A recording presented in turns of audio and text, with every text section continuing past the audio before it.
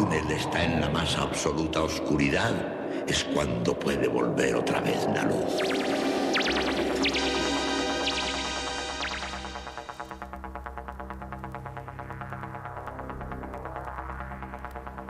Estás entrando en el espacio en blanco. Una puerta a nuevas dimensiones de la existencia. Una nueva perspectiva sobre la realidad. Espacio en blanco.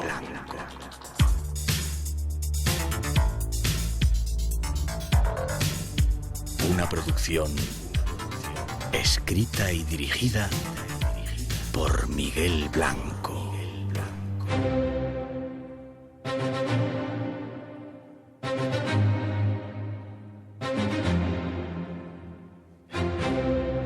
Llegamos, son las 2:07, 1:07 en las Islas Canarias.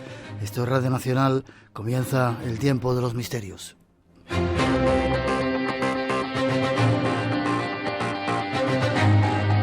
Algo que ya comienza en directo, como digo, cuando son las 2:07, 1:07 en las Islas Canarias, desde el estudio 101 de la Casa de la Radio, con los saludos de todo el equipo que esta noche se encarga de realizar el programa. La parte técnica, Mar Gasca, controlando ahora nuestro mágico sonido, y Elena Trapero, Natalia Sotillos en la realización y coordinación, Rosa Rodríguez en la producción y locución, Jesús Ortega esta noche en la redacción y Miguel Blanco que os habla. Un placer para todos nosotros, un honor estar aquí compartiendo de nuevo este espacio en blanco.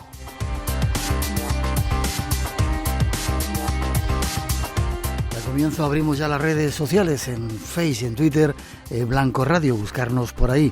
Teléfono de llamada gratuita 900-137-137, el email espacioenblanco@rtv.es y el WhatsApp que lo atiende Ramón Álvarez en Barcelona con el número 633-448816. Con la bienvenida a todos en estas redes sociales. Tenemos como siempre 5 premios para daros las gracias por esa atención.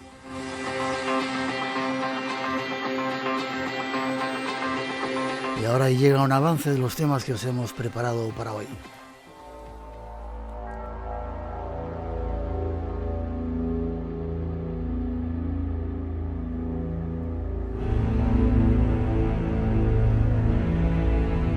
Esta noche iniciamos un viaje hacia el origen de nuestra historia. En el año de nuestro Señor de 409, los bárbaros cruzaron los Pirineos penetrando en el corazón de Hispania.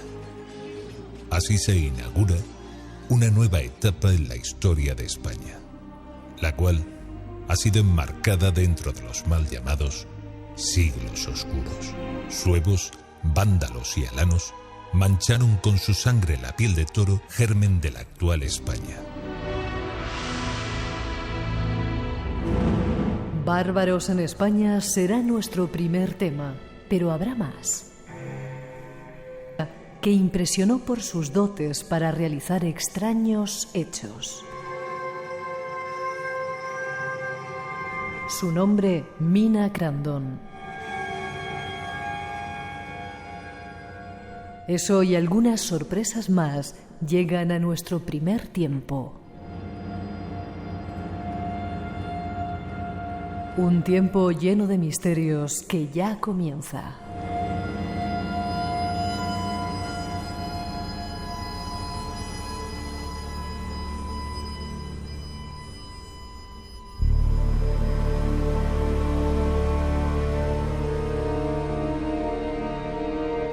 Y para hacerlo, solo nos queda saludar a nuestro primer invitado, Daniel Gómez Aragonés. Buenas noches, Daniel. Buenas noches, encantado de estar aquí, Miguel. Un placer que hayas venido desde Toledo. Efectivamente. Tú no tienes mucha pinta de bárbaro, ¿no? Más bien de... Un bárbaro refinado, bárbaro de capital, podríamos decirlo sí, así. La barbita sí, pero pareces más un romántico del siglo pasado, ¿no? Eso lo dices por el chaleco que llevo, los tirantes y demás, ¿no? Debe ser. Pero la ética y la estética siempre son importantes. Vale. Ética y estética, qué curioso. Historiador, escritor, miembro de OTO o Orden de Toledo Oculto. Efectivamente. Vienes desde allí ahora y escritor de un libro últimamente que se llama Bárbaros en Hispania. Pero obtienes certificado de el periodo docente de estudios de doctorado hablando de los visigodos en Toledo. Eso es, Toledo es la gran capital del reino visigodo. Uno es madrileño de nacimiento, pero toledano de adopción. ¿Vives allí? Sí, sí. Y estoy pues profundamente enamorado de Toledo. Bueno, ¿quién no se va a enamorar de Toledo? Si tú vas a Toledo o vives en Toledo y no sientes algo especial, tienes que hacértelo mirar, tienes un problema, porque es una ciudad donde la magia, el misterio, la historia, todos esos temas que tanto gustan en Espacio en Blanco toman vida, pero de una manera 100% auténtica, puedo dar fe. ¿Por qué te has interesado desde el punto de vista de historiador de los bárbaros visigodos y toda esa gente? Pues muy buena pregunta, Miguel. La verdad es que daría para muchos programas, no te voy a engañar. Pues todo esto arranca cuando estaba iniciando la carrera, año 2001, año 2002, que lo típico, ¿no? Ya quieres ir buscando un tema específico que encamine tu vida. Y yo quería algo que fuese nuestro, un elemento patrio, por decirlo de alguna manera. Y me encontré con algunos libros, me encontré con una persona del mundo de la radio que yo sé que tú también aprecias mucho, como es Juan Antonio Cebrián. Me encontré con la aventura de los godos. Qué bueno aquello, ¿eh? Y entonces dije, yo creo mucho en las señales. Y dije, esta es la señal, este es el camino. Y arranqué por ahí, digo, año 2002, 2003, hasta ahora, trabajando, estudiando, divulgando lo que es todo el periodo visigodo, y en este caso también suevos, vándalos y alanos, que hablaremos esta noche, porque además considero que es una etapa fundamental de nuestra historia, una etapa que marca lo que es Europa, España y el norte de África. Es curioso porque algunas veces nos dicen que estamos tocando demasiados temas históricos, pero eso, volver atrás en la historia para conocer nuestros orígenes es básico y fundamental. Y hay montones de cosas que yo he visto, por ejemplo, en tu libro y que estoy descubriendo haciendo los programas que cuando yo estudiaba ni idea de que nos han contado. Has dado en el clavo, Miguel. Es que yo considero que nuestro mayor misterio es nuestra propia historia. Lógicamente, por supuesto, los temas mágicos, paranormales, los ovnis, a todos nos encantan. Pero conocernos a nosotros mismos es fundamental para saber quiénes somos y a dónde vamos. Y este periodo del cual vamos a hablar hoy es un periodo que nos marca como españoles y como europeos. No podemos entender nuestra historia sin saber lo que ocurrió en el siglo V o en el siglo VI. Totalmente. Cierto, y hay tantas cosas desconocidas. El otro día, permíteme que cuente una cosa mía, daba una charla en un colegio con unos niños y la profesora hablaba de cosas de historia. Me decía, ¿por qué no nos cuentan esto a nosotros? Una propia profesora que está enseñando a nuestros niños, ¿no? Qué bueno. Hay muchas cosas por descubrir. Y encima este señor bárbaro, barbudo, pero vestido bien, ¿te han pasado cosas raras? Sí. Cuenta, antes de que entremos en... Y no tengo ningún problema en decirlo, porque yo sí soy historiador, la historia es una ciencia, por supuesto, hay que enfrentarse a ella como una ciencia, pero hay que tener la mente abierta. Y trabajando donde trabajo, en la Orden del Todo Oculto, realizando estas rutas mágicas, pues mucho más. Y he tenido experiencias de corte mistérico, vamos a llamarlas así, conduciendo por esas carreteras estrechas y nocturnas de Castilla. Una vez vi un humanoide, vamos a llamarlo así, un ser antropomorfo. ¿Grande? Sí. Muy alto. Sí. Hablábamos el otro día, te lo contaba, con Miguel Pedrero. Escucha el programa si no lo has escuchado, descárgalo en el podcast, porque daba muchas claves sobre todo eso. Pues ya te digo que esa me llamó mucha atención, y luego aparte que es uno, yo creo que de los temas del misterio creo que es el que más me gusta, el tema de los humanoides, o de apariciones en carretera, mejor dicho, me atrevería a decir. También he visto en alguna ocasión algún ovni. ¿Sí? OVNI como objeto volante no identificado, tal cual, yo de eso soy muy claro. También he tenido alguna visión de seres antropomorfos, pero no en la calle, sino dentro de casa. Y también, y si me lo permites, 2 segundos, porque además creo que te va a encantar lo que voy a decir. Tú has estado en el Museo de la España Mágica. Sí. Tú has estado allí en Toledo. Sí, te hay que conocer, desde aquí os lo recomendamos. Estuviste dando allí una charla magnífica que la gente se quedó extasiada. Pues yo me acuerdo estando una vez allí dando una explicación, pues la explicación protocolaria de lo que es el museo. Yo estaba en la escalera y en mitad de la explicación, justo enfrente, tú sabes que tenemos una segunda planta, vi como de la pared salía una niña corriendo. ¿Qué me dices? Claro, lo primero que piensas, dices, bueno, pues no me he dado cuenta, pero es una niña que está con el grupo de 7 u 8 personas que había. Pero claro, cuando llega a la zona de la escalera, que son escalones de madera, ¿dónde están los pasos? No se escuchaba. Porque evidentemente tenía que sonar pasos y no sonaron. Y fue tan fuerte la impresión que me dio que que corté la explicación.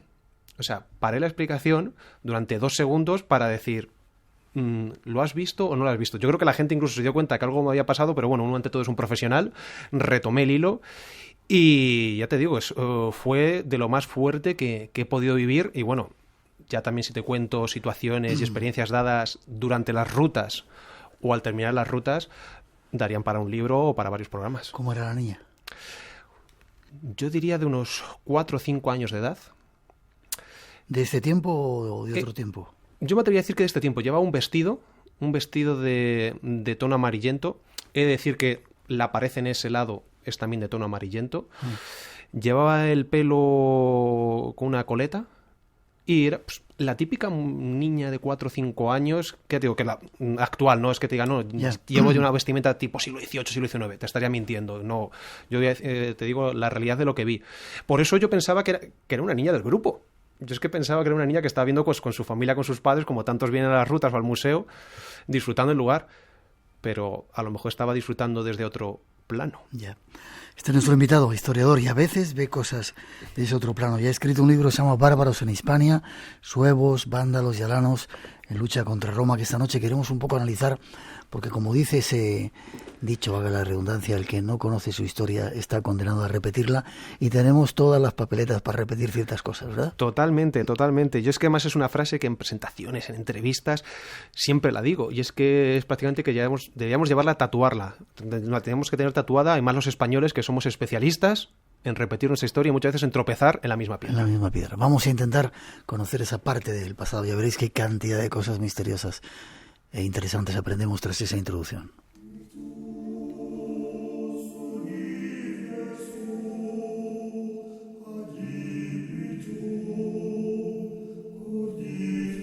Viajamos en la historia justo hasta un momento en el que el mundo conocido está a punto de cambiar.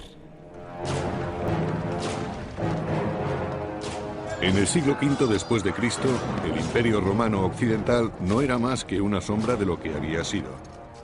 El imperio estaba sumido en una crisis profunda. Los bárbaros que había fuera de las fronteras presionaban para entrar en Roma. Y debido a la ruina económica, el imperio no tenía dinero suficiente para mantener un ejército fuerte y para sostener su infraestructura. Sin un ejército bien preparado, Roma estaba indefensa frente a una de las mayores fuerzas bárbaras. Se trataba de los hunos, dirigidos por su feroz caudillo, Atila. Calínico, cronista del siglo V, nos habla de sus hazañas. Los hunos tenían un ejército numeroso y capturaron más de 100 ciudades. Mataron a tantas personas que era imposible contarlas. Los hunos, una tribu nómada del este, terminaron de arrasar el imperio.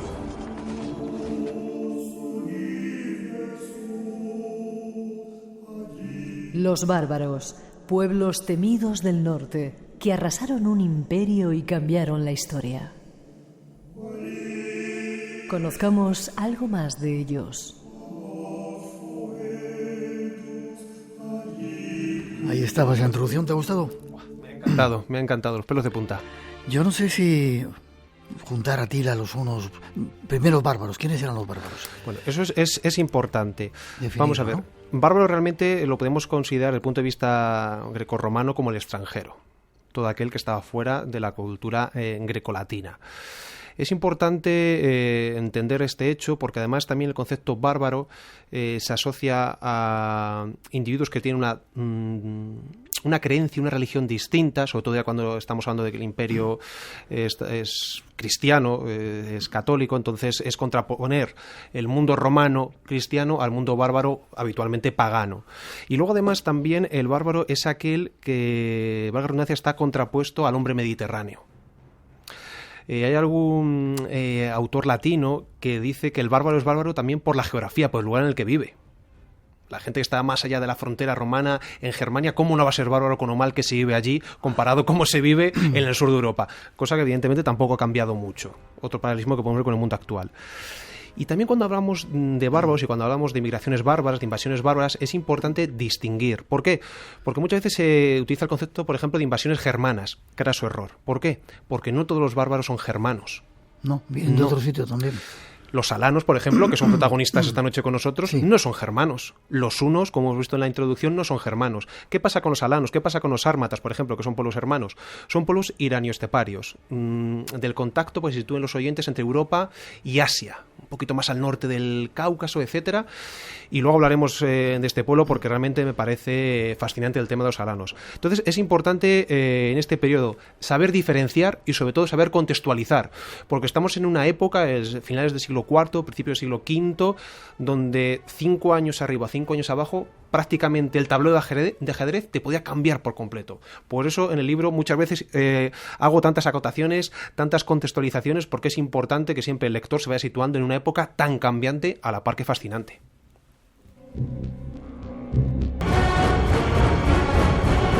Y esta noche con Daniel Gómez Aragonés, nuestro invitado, hablando de un poco de historia, de nuestra historia. Estos bárbaros destruyen un imperio increíble que era el Imperio Romano, porque estaba ahí un poco ya medio fracasado, ¿no? Sí, totalmente. Vamos a ver, sería un error, como pasa muchas veces, culpabilizar a los bárbaros exclusivamente de la caída del Imperio Romano. El Imperio Romano, como hemos visto en la introducción, tenía muchos problemas. Tenía problemas de un ejército atomizado, muy dividido, con unos gastos económicos brutales. Tenía problemas económicos, problemas sociales. Tenía una profunda corrupción, que lógicamente afectó a su destrucción. Tuvo muy malos emperadores. Tuvimos emperadores en el siglo V, muy malas decisiones políticas. Todo esto, junto al elemento de los bárbaros, que ojo, que hay que decir que aquí los hunos que antes hemos mencionado jugaban un papel muy importante. ¿Por qué? Porque provocan un efecto dominó. Los hunos viniendo desde Oriente, los antecesores del famoso Atila, provocan que muchos de estos pueblos bárbaros quieran entrar dentro de lo que es la frontera del imperio. Pero venían aquí porque se vivía, bueno, el imperio porque se vivía bien, ¿no? Claro, y sobre todo porque estarían de una manera, por un lado, protegidos de los hunos, y luego aparte, evidentemente, cuando muchos bárbaros, que ya había habido contactos, intercambios con el mundo romano, no les era ajeno, están dentro de lo que es el limes, dentro de la frontera, se dan cuenta de ¿por qué no tener un reino propio, pero dentro de la frontera romana? Por supuesto, no eran tontos. Yeah. Vivir como un romano, pero lógicamente manteniendo mi identidad vándala, goda o alana, eso por supuesto. Entonces, ese efecto dominó también fue muy importante en la destrucción del Imperio Romano, ¿de acuerdo? Y eso sí, señalar destrucción del Imperio Romano de Occidente, porque la llama romana en Oriente, en Bizancio, en Constantinopla, siguió muy, muy, muy viva. Vale. Había un obispo, Idacio, que muy importante. Lo ponía a parir. Decían que eran caníbales, que las madres se comían a sus propios hijos, que machacaban sangre por todos los lados. Eso es. Vamos a ver, por supuesto, hay que entenderlo en el contexto que estamos hablando. No se llegaría a ese extremo. Pero claro, estamos en un obispo hispano-romano del siglo V, un ferviente defensor del catolicismo, un ferviente defensor de la idea de imperio romano cristiano, que ve que se está derrumbando, que ve que se está acabando, que ve que no hay marcha atrás. Entonces es un shock tremendo. Y es muy importante, y lo siento si lo repito varias veces a lo largo del programa, que para entender esta época no podemos hacerlo con ojos de un hombre o una mujer del siglo XX o siglo XXI. Sería un craso error.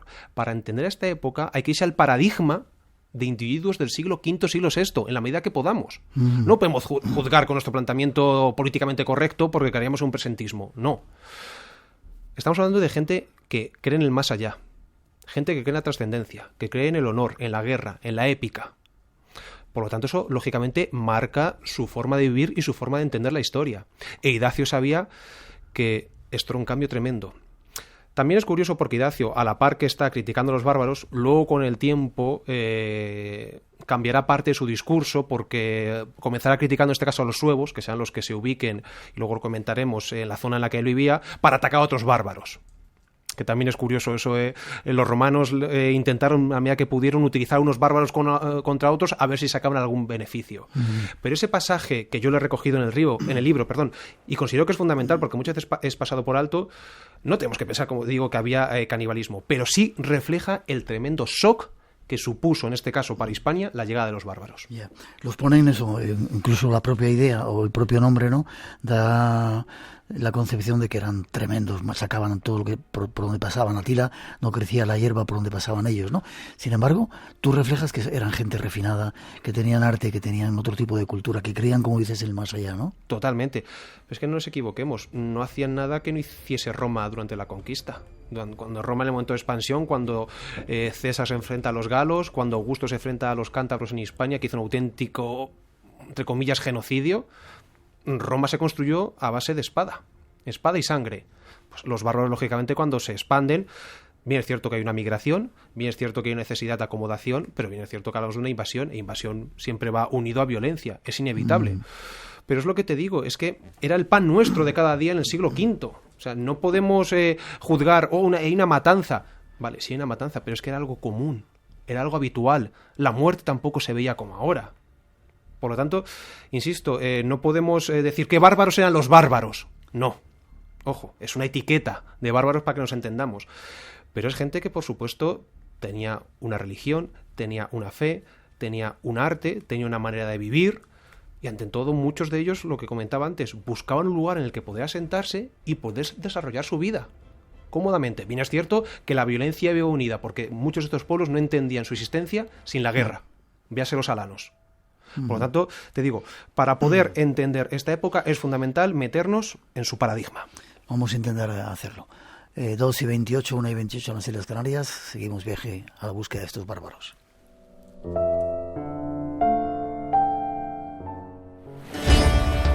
Nómadas. Yo disfruto un paseo relajante desde aquí, mirando la ciudad durante el atardecer. Heraclión, capital de Creta, la isla griega donde termina Europa. Nómadas, con Álvaro Soto. Buscamos el laberinto del Minotauro. En la civilización minoica, el toro era un animal sagrado. Los domingos a las 7 de la mañana es hora de Radio Nacional de España.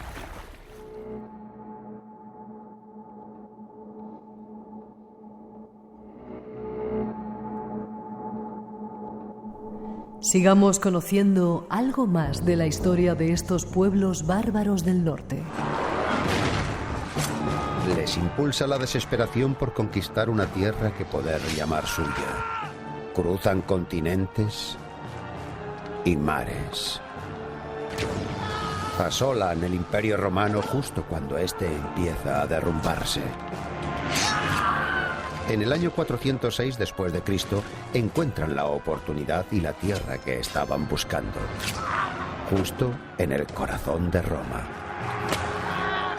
En nombre de Dios, saquean, aterrorizan y devastan un imperio herido. Su propio nombre acabará significando destrucción. Son los vándalos. Y su fuerza incontenible pondrá de rodillas al mundo civilizado.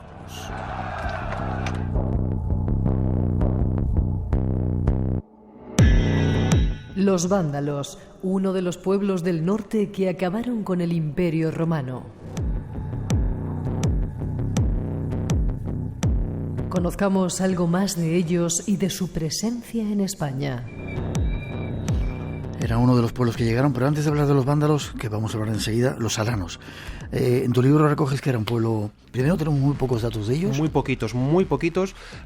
Seguramente fue el pueblo más enigmático de los tres que cruzaron en el año 409 a Hispania, y a mí es un pueblo que me fascina. Sí. Y yo creo que a los oyentes les va a gustar. Vamos con ello. Es un pueblo que hemos dicho que no es germano, ¿de acuerdo? Es iranio-estepario. ¿Eso qué significa? ¿Que venían de Irán, de las estepas? Que venían del contacto entre el mundo europeo y el mundo asiático, ¿de acuerdo? Y el norte más o menos del Cáucaso. La descripción o la información que nos proporciona Ameno Marcelino, que es el gran cronista para poder adentrarnos en el mundo alano, es muy curiosa porque prácticamente los presenta como nórdicos, como suecos, hombres altos, rubios, llega a decir prácticamente como si fuesen los más hermosos, los hombres más hermosos de la época. Es un pueblo que su cultura está más asociada a la guerra. De hecho, se considera que para un alano era algo terrible morir de viejo. Sí. Había que morir en combate. Y era un trofeo cortar la cabellera a tu enemigo y ponerla en tu caballo como elemento de decoración. Wow. Espectacular. y algo que creo que va a gustar mucho a los oyentes y te va a gustar a ti, Miguel. Es un pueblo que en su religión no necesitaba construir templos. No necesitaba templos. Al ser un pueblo nómada, evidentemente no se quedaba fijo en un sitio, siempre estaba en movimiento. Evidentemente, ¿para qué quiere un templo? Tenemos muy poquitos datos, pero Amiano Marcelino nos dice que para rezar, un alano desenvainaba una espada, la clavaba en el suelo y ahí tenía un altar. Un altar para rezar a un dios guerrero. Prácticamente estamos llegando a lo que es Conan, para que nuestros oyentes nos sitúen. Me parece algo totalmente épico y fascinante. Épico y fascinante. Yo creo que si a un chaval en el colegio instituto le cuentan esto, quiere saber más cosas sobre esta época. Solo con esto. 100%, garantizado. Su presencia en Hispania es muy, muy, muy pequeña, muy limitada, porque hablamos que entra en el 409 y entre el 416 y 418 son derrotados por los godos. Pero sin embargo, aquí en un mapa que tú sacas hay una amplia franja de la península ibérica, incluido Portugal, donde estuvieron los alanos desde Cartagena hasta Lisboa. Eso es. Cuando se hace el reparto entre suevos, vándalos y alanos de Hispania en el año 411, los que salen mejor parados son los alanos, que se llevan la provincia de Lusitania y la provincia de Cartaginense. Pues prácticamente, como has dicho, el 50% de Hispania. Por arriba quedaba, por abajo Andalucía. Lo que es en la Bética los vándalos y lingos, y en la Tarraconense queda bajo poder imperial, y en Galaecia se dividen suevos y vándalos asdingos. Hay que tener en cuenta que los alanos seguramente sería, de todos los bárbaros que entraron en Hispania, el número más reducido, el número más pequeño. ¿Por qué el territorio más grande? A ciencia cierta no lo sabemos, pero la teoría que tiene García Moreno, que es el máximo experto a nivel mundial en la materia, es que seguramente fuese de los 3 pueblos, incluyendo los 2 grupos de vándalos en uno solo, el que tenía mayor poder militar, mayor músculo guerrero. Seguramente contate en el campo de batalla a 1000 guerreros alanos, era para agarrarse el cinturón. Daniel, ¿y dónde se quedaron los íberos y los celtas? ¿O es de otro tiempo? ¿Eran mucho más antiguos? Mucho más atrás. Íberos y celtas estamos en el contexto del mundo romano, de la conquista romana de la península ibérica. Los romanos conquistan lo que es toda Hispania y lo que se produce es un proceso de romanización. Celtas e íberos y celtíberos se quedan bajo la órbita romana. Y cuando estos bárbaros entran a la península ibérica, se encuentran en una sociedad 100% y eminentemente hispano-romana, donde el elemento genético poblacional sigue siendo celta e íbero, por supuesto, lo sigue siendo hoy en día. Nuestra sangre básicamente es celta e íbera, pero su cultura, por supuesto, como también sigue pasando entre nosotros, como dice la película, ¿qué hicieron los romanos por nosotros? Sigue siendo romana. Se han encontrado restos de edificaciones, de armas, ¿vinculados al mundo alano? Sí, en el mundo alano. En lo que es en Hispania, porque en otros lugares sí, pero en Hispania las huellas alanas son, no voy a decir nulas, pero sí muy, muy, muy escasas y muy discutidas. Se encontró una espada en Portugal, sur de Portugal, la espada de Bella, que es una pieza alucinante, espectacular. Debe de pertenecer a algún personaje destacado, porque además a los alanos les gustaba enterrarse con sus armas. Sí. Una manera de demostrar que el poseedor era un gran guerrero, un gran líder.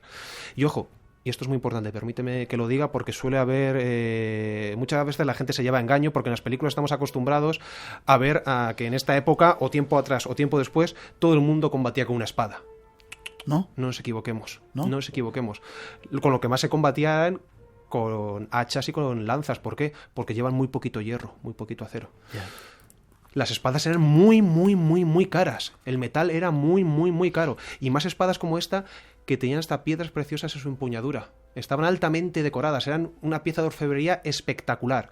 Si tú en el campo de batalla, en el siglo V, en el siglo VI, en el siglo VII, te encontrabas, ojo, a un personaje que llevaba cota de malla, que llevaba escudo, que llevaba casco como el que vemos en la portada, que llevaba un sax, que es una pequeña espada, grosso modo, una lanza, una espada, e iba a caballo, ojo, no estabas ante un cualquiera, ni muchísimo menos. Estabas ante un gran y grandísimo líder guerrero. Ya.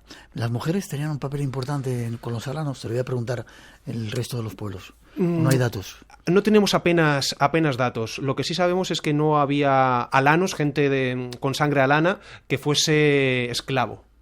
Si tenían esclavos es porque no pertenecían al mundo alano. Pero de los alanos tenemos tan poquitos datos que ni siquiera podemos reseñar el nombre, en este caso en Hispania, de una mujer alana. Luego cuando hablemos de vándalos, de suevos, sí podemos ver alguna otra cosa distinta, o de godos, o hasta incluso vinculados al mundo romano, que hay alguna mujer que marcó el siglo V.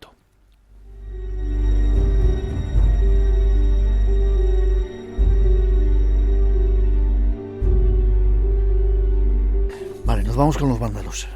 ¿Quiénes eran? ¿De dónde venían estos otros? Bueno, pues los vándalos, ya solo por su nombre, a mucha gente le puede sonar, o a lo mejor incluso de una manera distorsionada. Sí, los vándalos, significa eso, claro, gente de buen vivir. Totalmente, pero bueno, realmente esa asociación que se ha hecho es un tanto inmerecida. Los vándalos, hay una discusión sobre su origen. Por un lado se piensa que podrían venir desde el sur de Suecia, como los godos, o desde el norte de Polonia. Más o menos nos da lo mismo. Son germanos de corte oriental, que están divididos a partir del siglo II después de Cristo, a mediados más o menos, en dos pueblos, como pasará con los godos. Por un lado, vándalos silingos, que están en la zona de República Checa, más o menos actual República Checa, y los asdingos, que están más o menos entre Hungría y Rumanía, para que los oyentes se sitúen. Es un pueblo que tiene un periplo existencial fascinante. Fíjate dónde estamos hablando, ¿no? Una existencia sur de Suecia, norte de Polonia, luego ya bien identificados en República Checa, Hungría, Rumanía, entran en el año 406, el 31 de diciembre. Ojo, 31 de diciembre del 406, esa fría Navidad es cuando todos estos pueblos bárbaros cruzan el río Rin, unas arterias de Europa.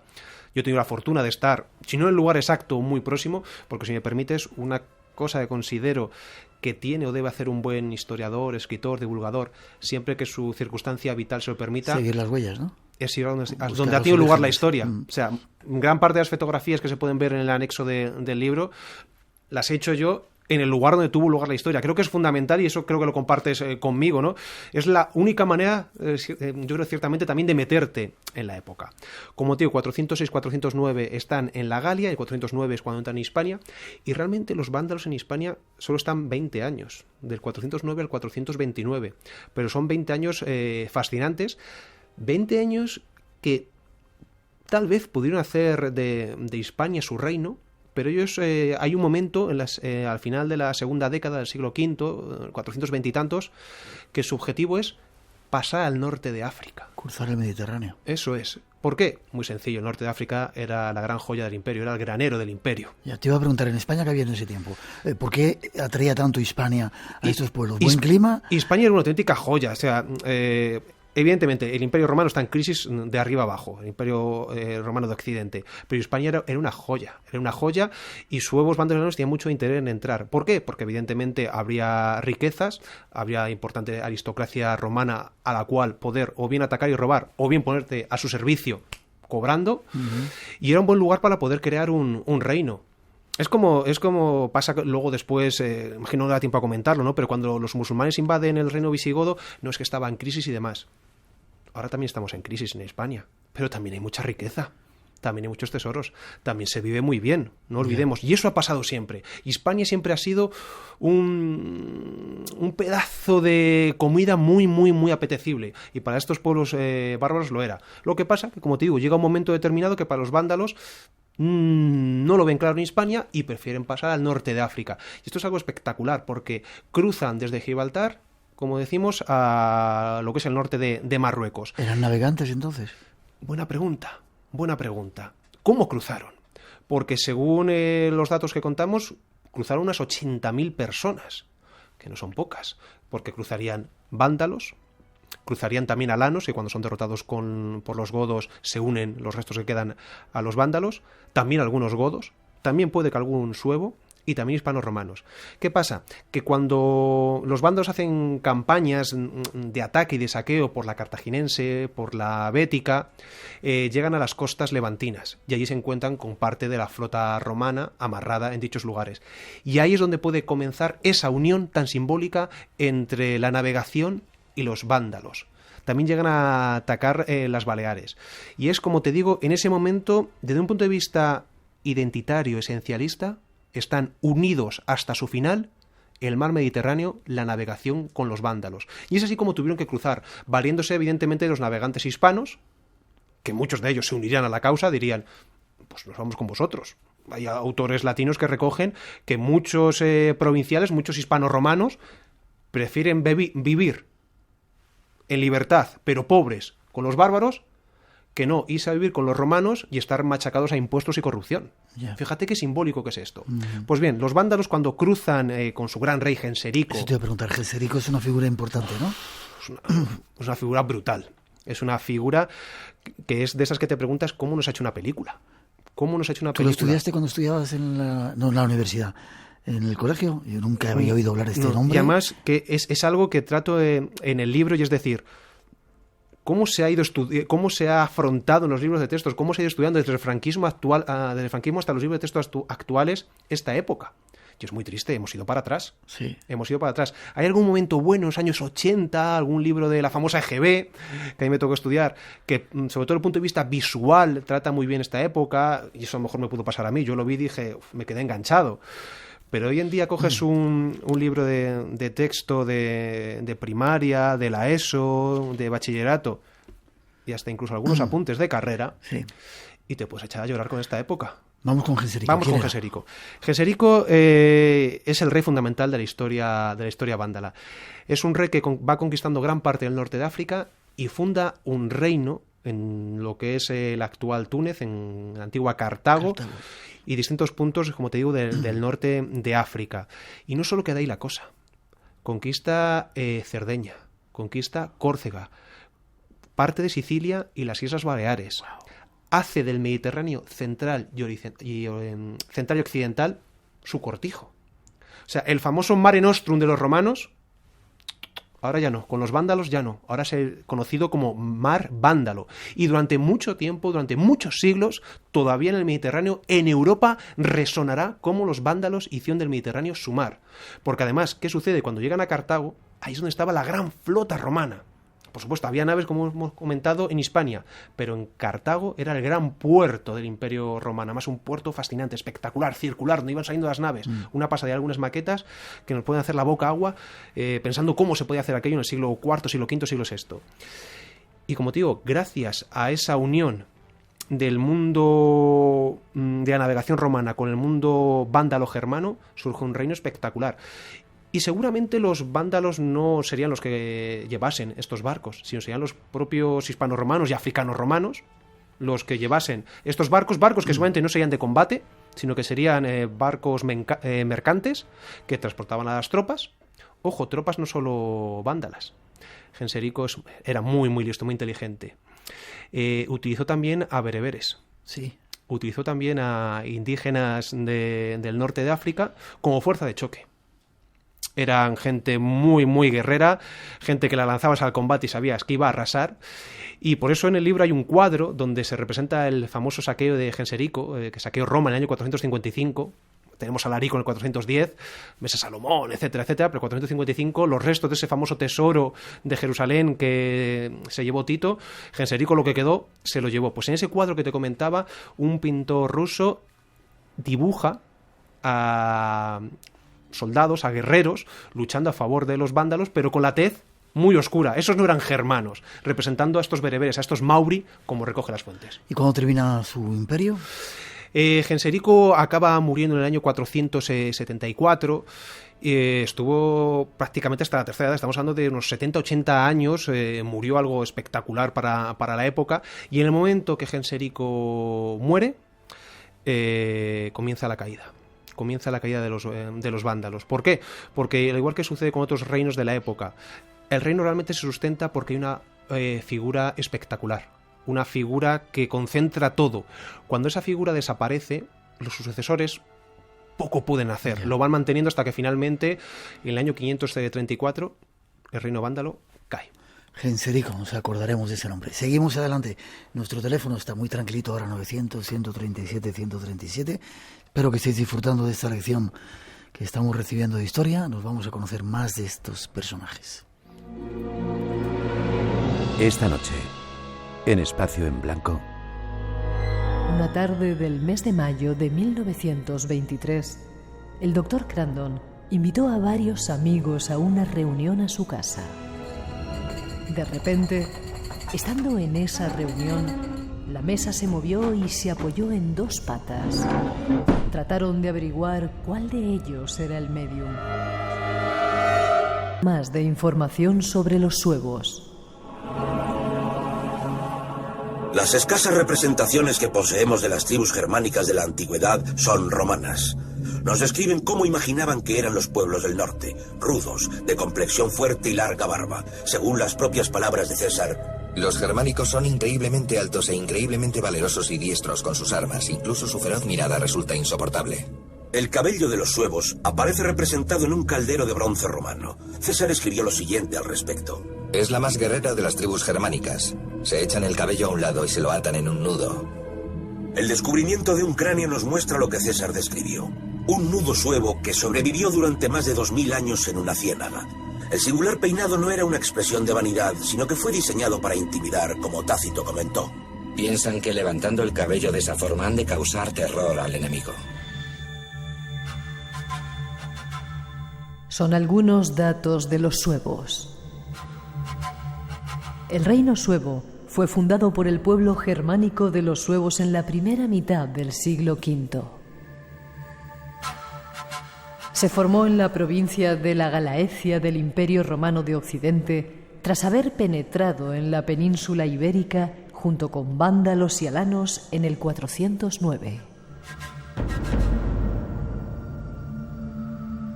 Conozcamos algo más de ellos y de su presencia en España. Otros datos de ese otro pueblo que llegó a nuestra península debían ser tremendos, ¿no? Y el detalle del pelo, ¿no? Qué curioso. Buenísimo, me ha encantado. Bueno, me está encantando todas las intro, pero esta más con la banda sonora de Braveheart, ya vamos, me dan ganas de sacar la espada ahora mismo. Pues el detalle del pelo es que es muy, muy, muy importante. Habitualmente cogemos un libro que estudie esta época. ¿Quién va a recoger cómo se peinaba un guerrero o suevo, un guerrero bárbaro? Pues es que también es importante. Ahora nos preocupamos, lo decíamos antes, mucho por la estética, por cómo vestimos, por cómo hacemos. Y en muchos casos es simplemente de manera vanidosa, para vernos más o menos guapos o más o menos guapas. Pero es que en esta época la estética también era importante.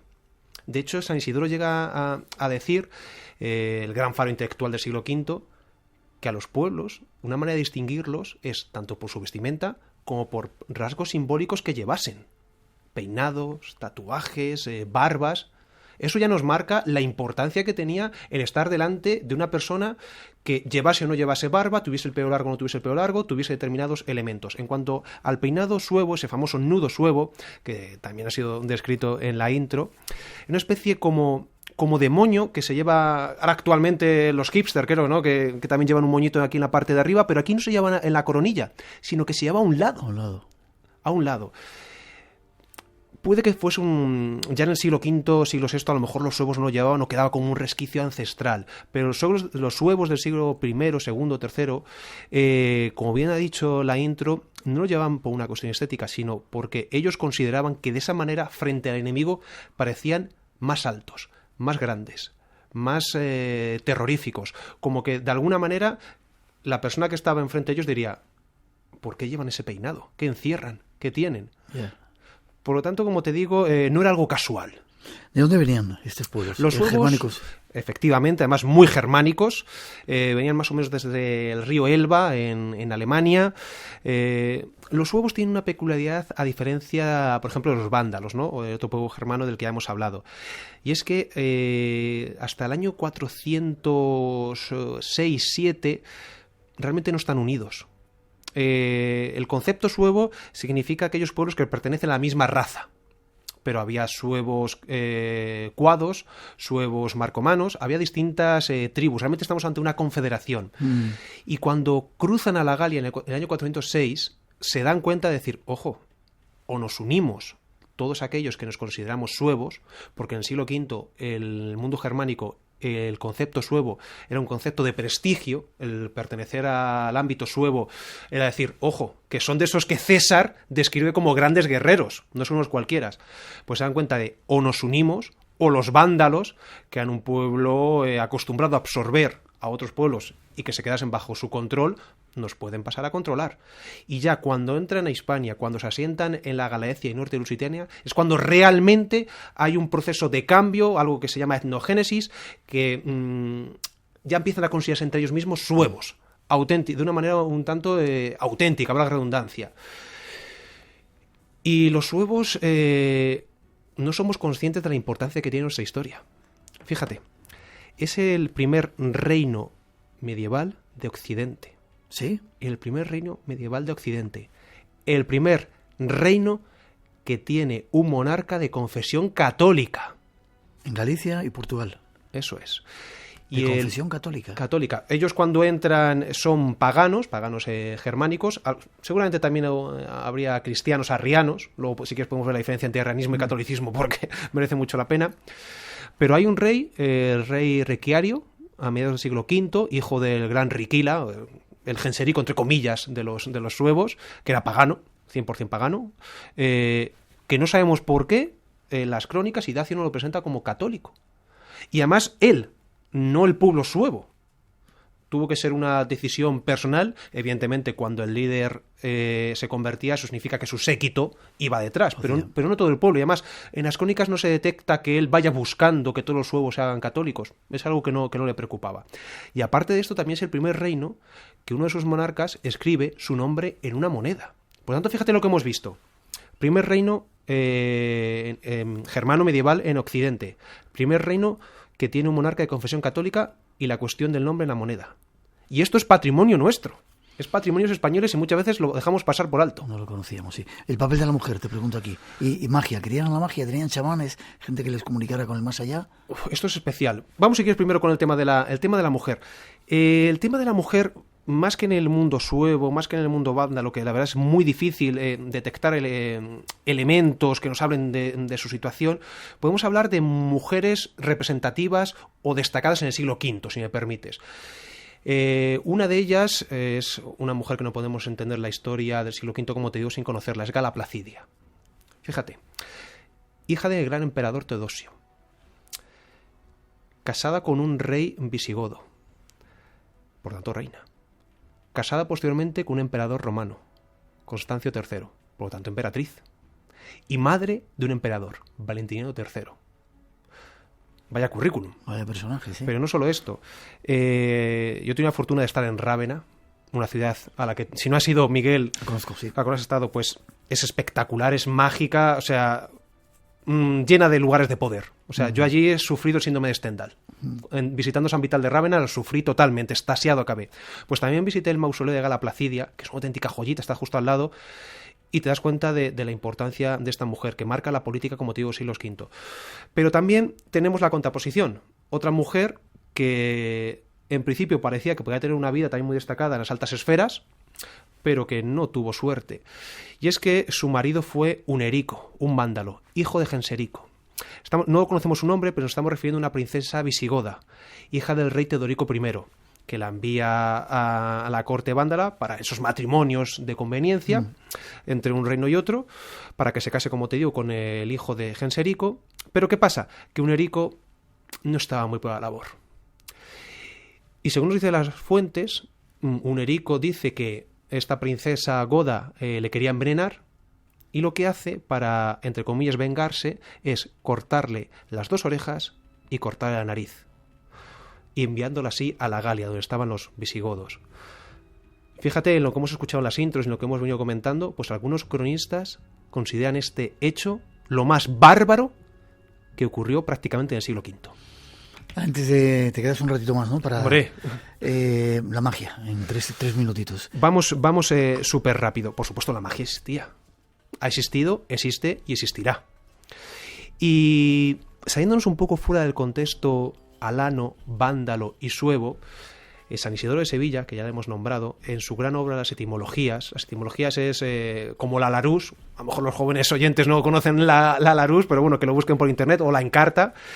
Es una gran enciclopedia donde se recoge todo el conocimiento de prácticamente el siglo VII, de dónde venía cada una de las palabras que se conocía.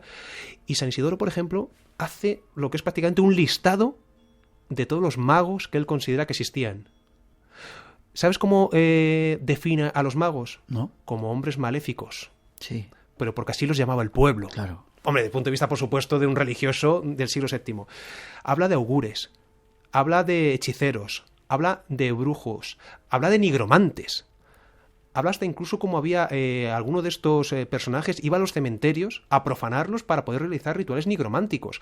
La legislación visigoda, los concilios del reino visigodo de Toledo, un concilio, para que los oyentes que no lo conozcan, es una especie como de consejos de ministros, entre muchas comillas, ¿de acuerdo? Donde se dirimía, donde se decidía cómo iba a ir el reino desde el punto de vista tanto religioso como político. Pues ahí se lucha contra la magia. Estamos ya en un reino católico, pero ojo, se lucha contra la magia y se advierte de que la persona que consulte a los magos, a los hechiceros, va a ser penada. Y hasta incluso aquel que quiera saber, por ejemplo, cuándo va a morir un rey, ojo, vamos a ir a por ti. O sea que tenía mucha importancia. Por supuesto, la magia siempre la ha tenido, siempre ha formado parte de nosotros. Y en esta época te das cuenta, como aparte, lógicamente, de vivir en un contexto católico, un contexto cristiano, la magia estaba presente entre nosotros.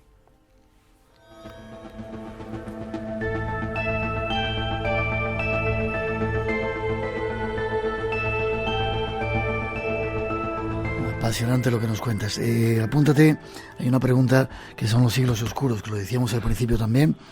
Lo contestas después. Por supuesto. ¿Vale? Hemos de hacer una pausa, llegan las noticias a las 3, las 2 en las Islas Canarias, enseguida regresamos.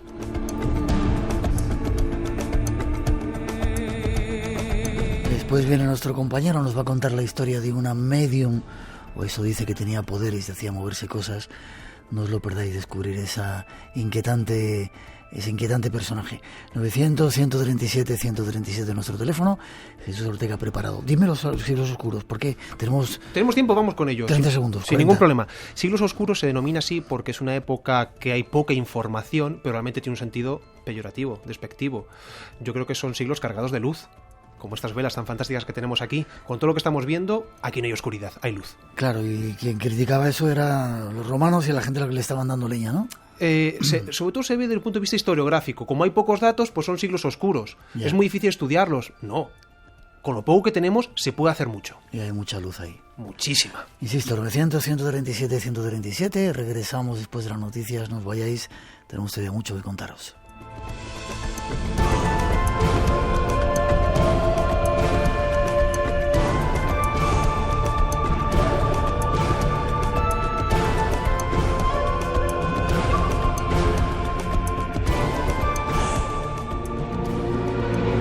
Esta noche, en Espacio en Blanco. Una tarde del mes de mayo de 1923, el doctor Crandon invitó a varios amigos a una reunión a su casa. De repente, estando en esa reunión, la mesa se movió y se apoyó en dos patas. Trataron de averiguar cuál de ellos era el medium.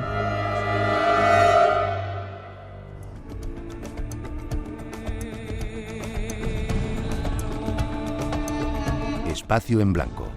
Tu cita con lo desconocido. En Radio Nacional. Con Miguel Blanco. Espacio en Blanco. En Radio Nacional de España. Con Miguel Blanco. Y ahora a las 3:05, 2:05 en las Islas Canarias, Radio Nacional de España, con el misterio. Aquí aparecemos de nuevo en las antenas de Radio Nacional, como decimos. Nuevos enigmas esperan a ser desvelados y están a punto de aparecer en este tiempo. No os perdáis a nuestro compañero Jesús Ortega con una historia tremebunda de una medium casi desconocida, aunque ya veréis que hay muchos datos. Las gracias a todos por seguir ahí, conectados con nosotros en el podcast, escuchándonos a través de la radio online en más de 100 países en todo el mundo. Saludos para los que estáis en los hospitales, mucha gente nos escucha desde allí, y a todos los que estáis trabajando. Y queremos seguir contando alguna historia más de estos pueblos llamados bárbaros. Tras esa introducción, os damos más datos. Los visigodos llegan a Hispania como federados de Roma y luchan como sus aliados para expulsar a los pueblos alanos y vándalos. En número, los visigodos representan una porción muy pequeña sobre el total de habitantes de Hispania. Se estima que los germanos que cruzan los Pirineos son un 2% de los 4 o 5 millones de hispanoromanos que viven en la península. Con el paso del tiempo, la relación entre hispanoromanos y visigodos va cambiando. Tarragona representa la última entrega de poder de los romanos a los bárbaros y el comienzo de la disgregación del imperio en Hispania. La ciudad se rinde a los visigodos, poniendo fin a casi 700 años de presencia romana en la península. Eurico se convierte en el primer rey de un territorio visigodo independiente, que con capital en Tolosa abarca el sur de la Galia y parte de Hispania.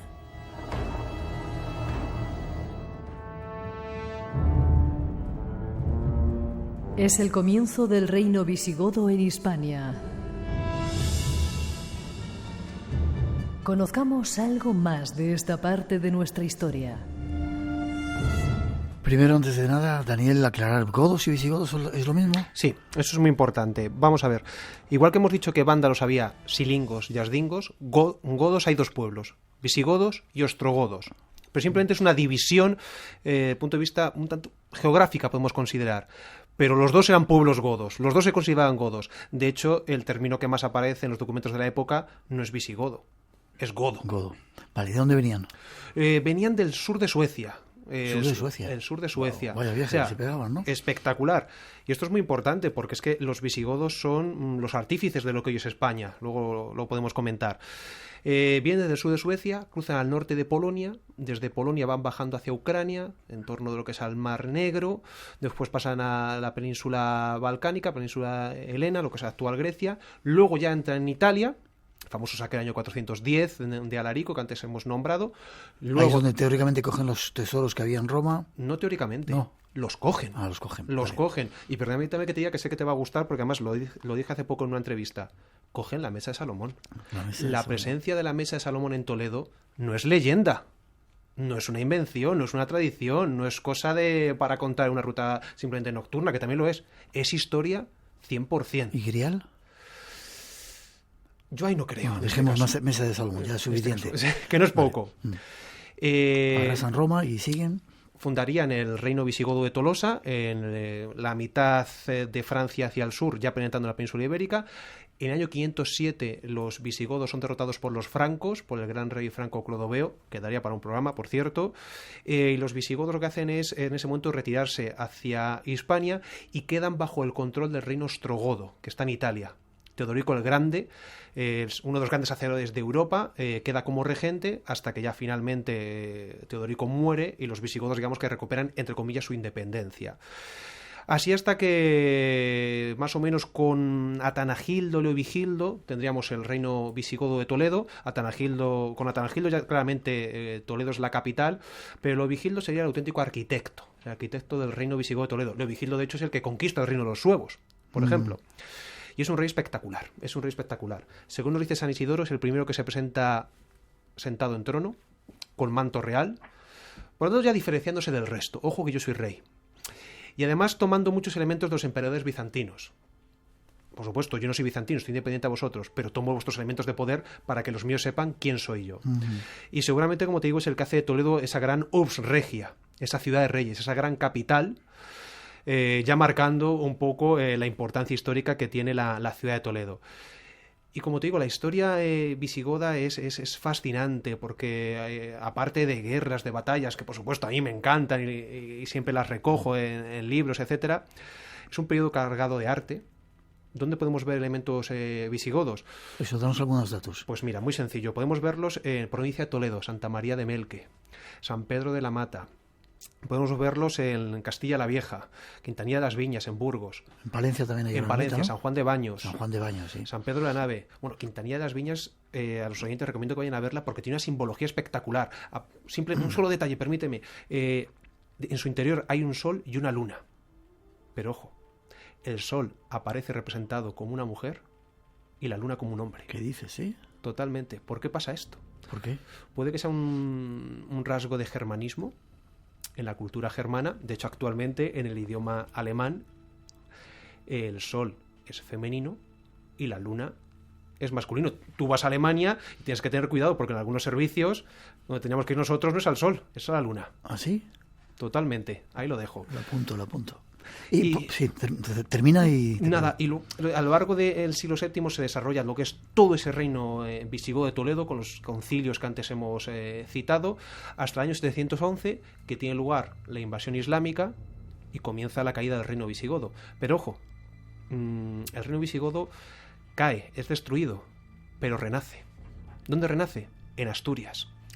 ¿En Asturias? En Asturias. El reino asturiano es el legítimo heredero del reino visigodo de Toledo. Desde el punto de vista, si queremos, mistérico-mitológico, tanto que nos gusta aquí en Espacio en Blanco esta cuestión, la famosa leyenda de la cueva de Hércules, esa profanación de Don Rodrigo que provoca la llegada de los musulmanes. Pues bien, se puede decir que España, el reino visigodo de Toledo, se pierde en una cova toledana.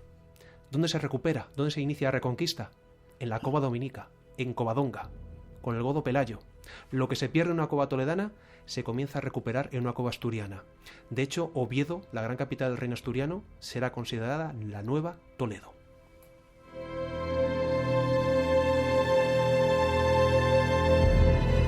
Perplejo me dejas.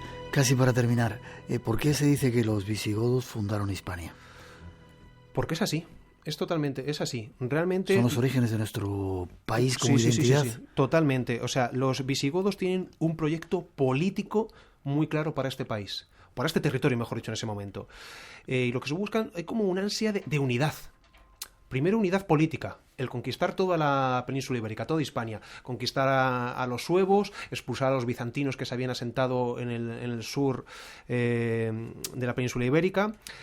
Unidad religiosa, porque los visigodos cuando entran en Hispania son cristianos, pero no son católicos, son arrianos.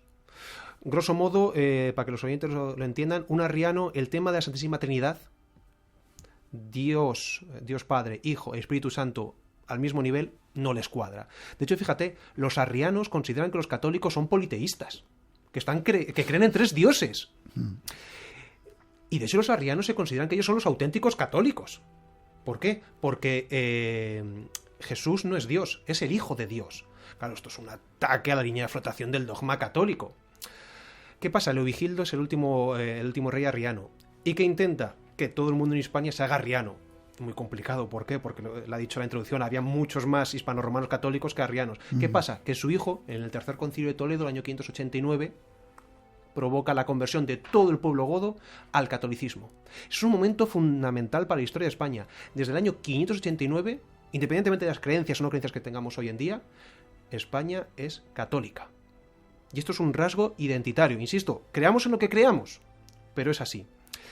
Y luego además se avanza en la unidad legislativa, que no haya distinción entre hispanorromanos y visigodos.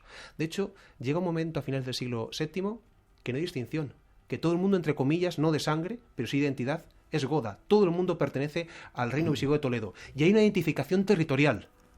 El reino visigodo de Toledo no simplemente es un nombre, no simplemente es un título, Rex Gotorum, no. Hispania y el sur de Francia, la Narbonense, un resto que quedó del reino visigodo de Tolosa, están unidos inevitablemente al concepto del reino visigodo de Toledo. Y por ende...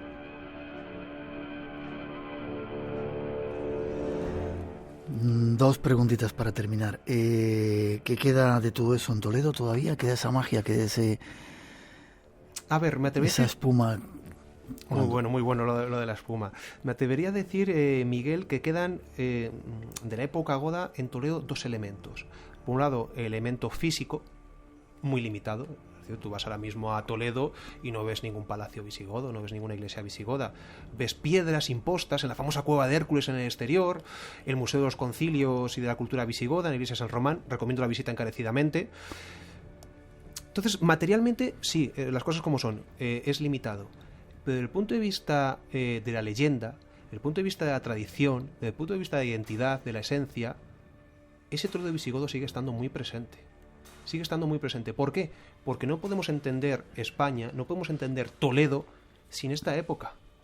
Porque realmente, yo lo voy a decir directamente, si me permites, Toledo ha sido lo que es en la historia por los godos. Si no hubiese sido por la monarquía visigoda, por la iglesia visigoda, por los tesoros godos, Toledo, y yo como toledano lo digo, no tendría la importancia y el simbolismo que tiene hoy en día.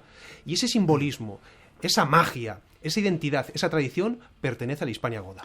Vale, y ya para terminar, tenemos sangre bárbara. Por supuesto, sí. Totalmente. Ya te he comentado antes que evidentemente podemos considerar que a nivel de población, a nivel sanguíneo, pues somos sobre todo celtas e íberos. A nivel cultural somos romanos. Pero a nivel de ideología, de identidad, de proyecto político, somos bárbaros, somos germanos, somos godos. Los bárbaros regresan. No nos hemos ido.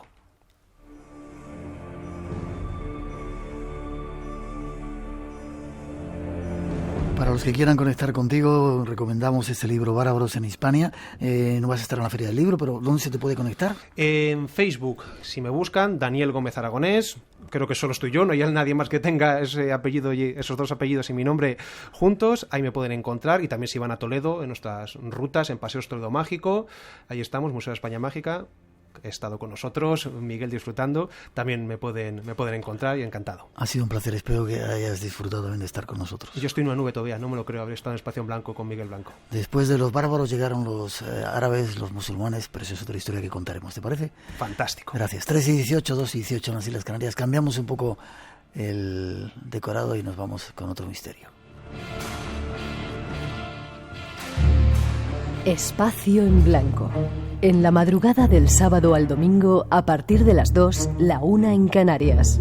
El misterio continúa. En Radio Nacional, con Miguel Blanco. Un saludo a todos los radioyentes de Espacio en Blanco, desde Gabón. Así suena Libreville. Pura vida.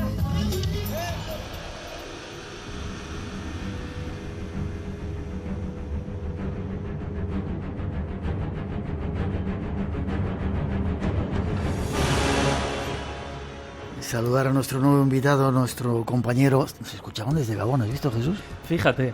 Buenas noches, don Jesús Ortega. Muy buenas noches, don Miguel. Compañero del Espacio en Blanco, haces otro programa que se llama El Dragón Invisible. Estuvimos en la Ballena James Alegre. Joyce, el antaño Ballena Alegre, donde se organizaban esas tertulias ufológicas. Y además trabajas en Enigmas, eres uno de los redactores que se dedica a compilar también ese mundo, ¿no? Una labor apasionante, una nube, ¿no? Poder estar en una revista o en un programa como Espacio en Blanco que uno ha seguido desde siempre y poder aportar desde esas plataformas, pues siempre es un gustazo. Qué bien. Nos va a traer un tema, no sé si desconocido, extraño, pero esa introducción lo contamos, ¿vale? Perfecto. Una medium extraña, ahí vamos. Intentar ponerse en la piel de los participantes en aquella sesión de espiritismo que desembocaría en una de las historias más fascinantes de aquella época, y mira que los inicios del espiritismo a finales del siglo XIX, comienzos del siglo XX, fueron apasionantes y tuvieron personajes increíbles. Pero yo creo que como la historia de Mina Crandon, sobre todo por todos los personajes que orbitan a su alrededor, el gran Houdini, Arthur Conan Doyle e incluso el padre de la parapsicología moderna, Joseph V. Rhine, estuvo también interesado en esta medium. Te iba a preguntar que por qué te interesaba el caso de este personaje que no era muy conocido. No era muy conocido, y es una pena porque, fíjate, y voy a citar en este caso a Massimo Polidoro, que es un investigador italiano de un círculo, de una sociedad en Italia que se dedica a investigar los misterios de manera bastante racional y crítica, y él decía que probablemente Mina Crandon fuera una de las personajes o mediums más interesantes. Decía que ningún otro medium, desde Daniel Dungal Holmes o Eusopia Paladino, que es más conocida quizá entre los oyentes de Espacio en Blanco, ambos grandes mediums de la época, pues decía que Mina Crandon había incluso superado las capacidades de Paladino o Douglas Home, y que fue el último caso famoso de mediumnidad física que se presentó como prueba de la realidad de los poderes de la mente sobre la materia hasta la llegada 50 años después del famoso Uri Geller. Decía Massimo Polidoro que con ella, con Mina Crandon, terminó la era de los grandes mediums. Vamos a situarla. ¿De dónde era ella? ¿Canadiense? ¿Nació en Canadá? Efectivamente, tal y como escuchábamos en la introducción, Mina Crandon, cuyo nombre antes de tomar matrimonio con el doctor Crandon era Mina Stinson, nació en Canadá en el año 1888. Y quizá las características que más nos convenga conocer para abordar el caso de Mina Crandon tienen que ver con su aspecto físico. Era muy atractiva, ¿no? Era muy atractiva, muy sensual, una mujer de ojos azules, muy provocativa, también muy inteligente y muy avispada, que, como digo, a los 30 años, muy jovencita, solicita el divorcio del que fue su anterior marido y pasa a convertirse en la tercera esposa del doctor Crandon, del ginecólogo y cirujano doctor Crandon. Un detalle que luego comentaremos porque, hay una teoría bastante llamativa en torno a la profesión del doctor Crandon. Ella se traslada finalmente a Boston y como bien escuchábamos en la introducción, no había sentido ni había, mostrado en ningún momento hasta un determinado momento. Hasta ese momento no nada de poderes. Efectivamente. De hecho, el doctor Crandon, como decíamos, el doctor Leroy Goddard Crandon, pues como tantos intelectuales y personas de la alta sociedad de la época, comienza a sentir un particular interés por todo aquello que venía del mundo del espiritismo, de la mediumnidad, del estudio de los poderes psíquicos. Era algo que, a diferencia de cómo lo percibimos hoy en día y que parece que investigarlo desde el ámbito científico y académico produce cierto rechazo o parece que no está bien visto, en aquel tiempo lo vemos en fenómenos, por ejemplo, como la Ouija, de la que un día podríamos hablar. Los científicos sentían un poderoso interés por este tipo de fenómenos. Ya fuera con más o con menos escepticismo, lo cierto es que se aproximaban a ellos. Y como digo, una persona con las inquietudes intelectuales del Dr. Crandon, alguien que estaba muy valorado en la alta sociedad, que venía, y este detalle será importante, que venía incluso de una familia de renombre en la época, pues hablando con un compañero, descubre pues un libro que habla de espiritismo y él comienza a sentir interés por estos fenómenos que se describen. ¿Qué decide hacer para solucionarlo? Pues organizar una sesión que tuvo unas consecuencias desde luego llamativas.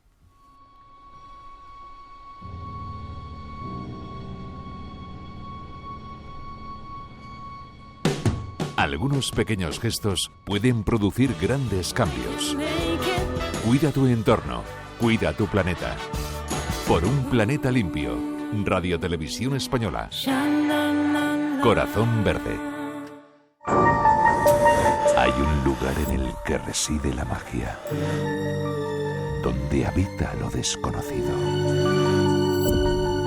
El mundo del misterio es Espacio en Blanco, en Radio Nacional.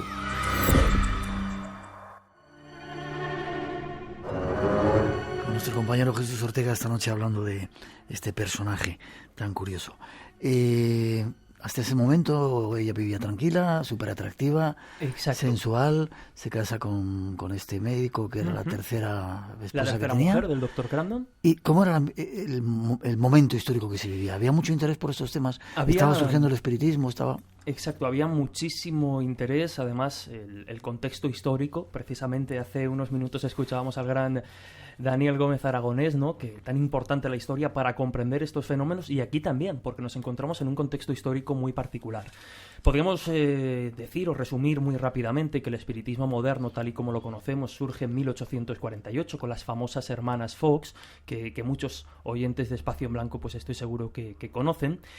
Y ya se empiezan a comunicar a través de raps, ¿no? Efectivamente, empiezan a escuchar en su casa los ruidos de un ente que ellas denominan el señor Pezuñas, y a través de esos ruidos, de esos raps, establecen pues la que podríamos considerar, como digo, la primera comunicación moderna que ya se vincula pues con el espiritismo. Y unos años después ya nos encontramos que una década después de aquella fecha, 1860 y largos, nos encontramos con la Guerra Civil Americana, que provoca pues miles de bajas. ¿Eso qué genera? Pues que genera que las familias cuyos maridos, cuyos hijos, cuyos hermanos han ido a la guerra y no han vuelto y han fallecido, pues tengan esa necesidad de despedirse de alguna manera. Y esto vuelve a suceder a comienzos del siglo XX, con la Primera Guerra Mundial. Nos encontramos con un suceso, con una guerra mucho más devastadora a nivel de muertes. No en balde estamos hablando, insisto, de un conflicto a nivel mundial.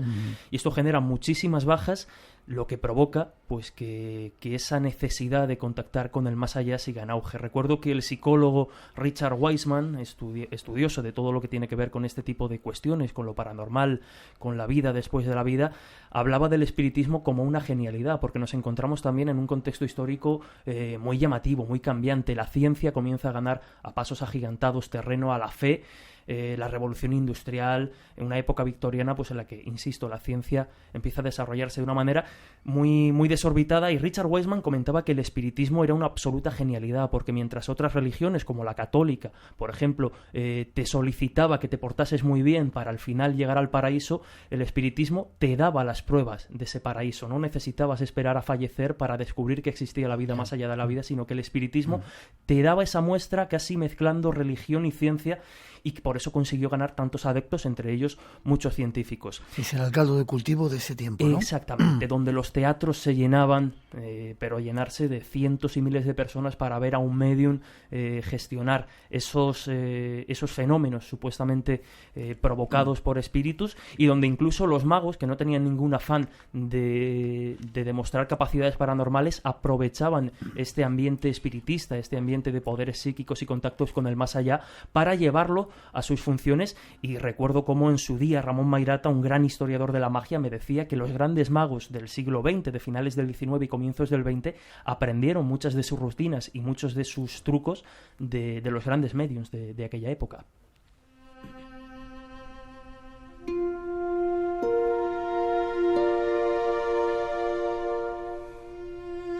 Es cuando al doctor Crandon le interesa esto y organiza en su casa una fiesta, una reunión. ¿Y qué pasa? Pues nos encontramos en ese ambiente que de verdad me encantaría intentar dibujar con palabras, porque debía ser un ambiente asombroso. Nos encontramos en una habitación con una mesa redonda construida, de hecho, en base a las medidas que daban los libros de aquella época. Las mesas espiritistas, las mesas parlantes, como también se las conocía, debían tener unas medidas y unas capacidades concretas, supuestamente, para funcionar. Pues él construye esa mesa y decide invitar a una serie de amigos, muchos de ellos pues también de formación médica y de formación científica, a una sesión en la que no tenían ninguna pretensión, solo la de experimentar y la de comprobar si aquello que leían en los libros, en los periódicos y que se veía en los teatros de la época también podía sucederle a ellos y podían contactar con ese más allá. Desde luego la propuesta era sugerente.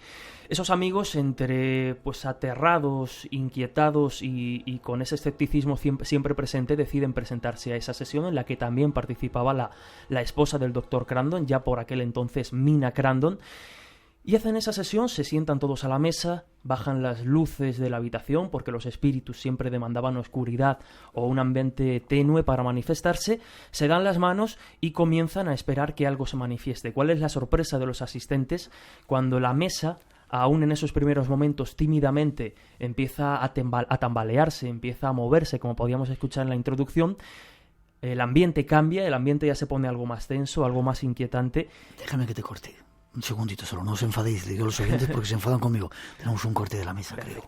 Acérquense, que se coloquen alrededor de la mesa quienes no tengan miedo. Necesitamos a 8 valientes. ¿Qué voy a ver algo así? Muy bien, muy bien, muy bien. Siéntense. Sir Malcolm, tome asiento. Maravilloso. Siéntense, siéntense. Caballeros, quítense las joyas.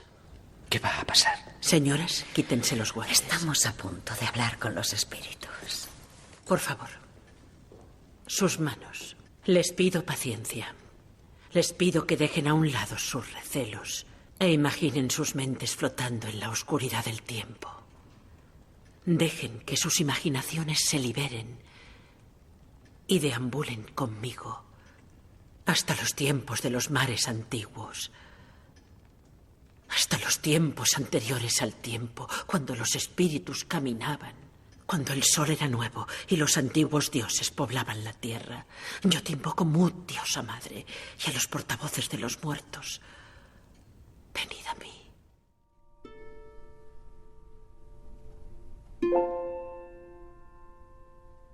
mí. Así más o menos podría ser una historia. Pues efectivamente, así más o menos pudo ser. Comienza a moverse esa mesa y la manera que tiene el Dr. Crandon para determinar quién puede ser el supuesto capacitado, el supuesto medium de aquella sala y de aquella reunión que había convocado, decide que durante intervalos de 1 minuto vayan abandonando uno a uno todos los asistentes de la sala hasta que quede el que haya podido provocar esos fenómenos.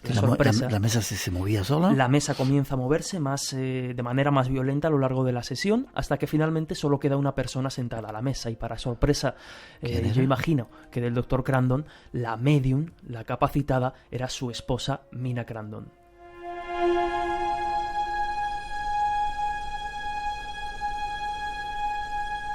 Mina Crandon hasta ese momento no sabía que tenía esos poderes, pero parece ser que alguien le había dicho, un sensitivo, muy poco tiempo antes, que le había avisado, ¿no?, de que se le estaba abriendo ese mundo. Sí que hay un comentario, como digo, en ese ambiente de compañeros interesados en el espiritismo del Dr. Crandon, que sí que había hecho el comentario de que alguien cercano podía tener esa capacidad, pero como bien dices, hasta ese momento en concreto, hasta esa tarde del 27 de mayo de 1923, no se descubre. De hecho, es curioso, es una característica particular, que a partir de ese primer movimiento de la mesa, que digamos que sería pues un espiritismo para dummies, un movimiento básico de todo lo que tenía que ver con aquellas sesiones, Mina Crandon empieza a incorporar, conforme va leyendo en artículos y libros de la época, va incorporando a sus supuestas capacidades diferentes fenómenos que se irán manifestando en las sesiones posteriores, porque como digo, a partir de esa sesión la historia toma un cariz completamente diferente.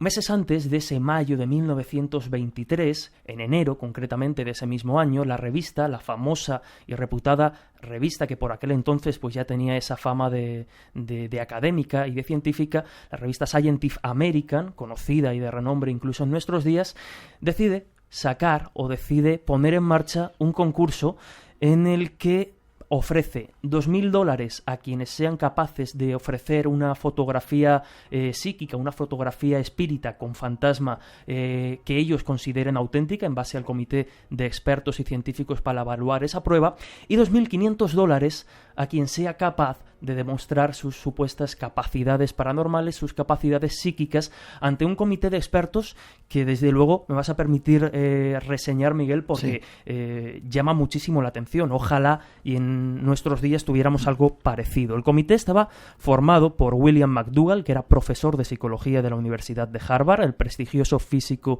Daniel Comstock, Walter Prince, que era de la Sociedad Americana para la Investigación Psíquica, y otro personaje, Hereward Carrington, que era investigador psíquico. El quinto miembro de ese comité era el gran escapista, el gran ilusionista Harry Houdini. Hay que poner en contexto quizá a la audiencia, aunque en su día entrevistasteis pues a un gran conocedor del personaje como fue Eduardo Camaño, que bueno, para los oyentes que quieran saber más sobre la figura de Houdini, pues ahí tienen los podcasts de Espacio en Blanco para acudir a esa entrevista. Pero por resumir muy rápidamente, Houdini ya era conocido por aquella época como un reputado y temido cazafantasmas. Alguien que se dedicaba pues a ir de gabinete en gabinete de diferentes mediums, siempre con la sana esperanza de encontrar alguno de ellos real, pero lógicamente se estaban enfrentando pues a uno de los grandes magos que ha parido la historia. Porque había perdido a alguien, ¿no? Sí, él en un primer momento empieza su coqueteo con el espiritismo utilizándolo como método de lucro en sus diferentes sesiones, pero en 1913, cuando su madre fallece, con la que tenía una relación, pues algunos expertos señalan que insana, una relación unida a ella de manera casi enfermiza, su madre fallece mientras él se encuentra de gira por Europa, por lo que no puede despedirse de ella. Al parecer incluso hay una especie de último mensaje que la madre de Houdini quería dejarle para la posteridad, y él al estar fuera no consigue escucharlo. Se obsesiona con despedirse de su madre y vuelve a los brazos del espiritismo, como digo, con ese sano escepticismo de intentar encontrarse a alguien, pero bueno, no era así.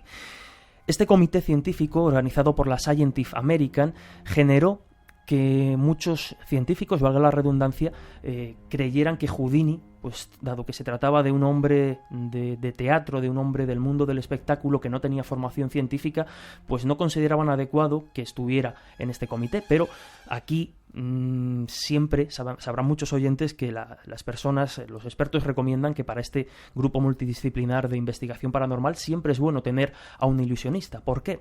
Y lo vamos a ver a continuación. Porque incluso en las primeras sesiones que ya empezaban a investigar a los mediums de aquel momento que se presentaban al concurso, hacen esas primeras sesiones sin Houdini. Nos encontramos con un personaje muy llamativo que llamó además la atención incluso del mismísimo Conan Doyle, que también tiene protagonismo en esta historia, Nino Pecoraro, un medium italiano que simulaba los efectos de los hermanos Davenport, que esto, por resumirlo muy básicamente, era meterse en una cabina llena de instrumentos, llena de objetos, atado completamente, imposible de desatar, y sin embargo cuando se cerraba esa cortinilla todos los objetos empezaban a sonar.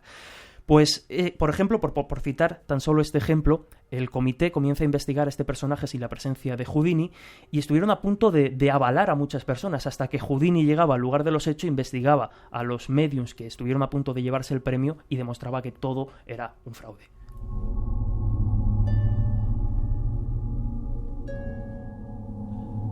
Antes de que sigamos con la historia, Mina, ¿qué capacidades tenía? ¿Qué era capaz? Incluso ectoplasma mostraba en esas sesiones que hacía. Creo que se presentaba muy ligerita de ropa, ¿no? También. Era, efectivamente, hablábamos antes de que era una persona provocativa, una persona sensual, porque tiene mucha relevancia. Se presentaba, o los fenómenos que sucedían durante las sesiones de Mina Crandon eran de todo tipo, desde la audición de diferentes instrumentos al movimiento de objetos, no solo de la mesa, sino que se hablaba de movimientos de objetos como armarios y muebles alrededor.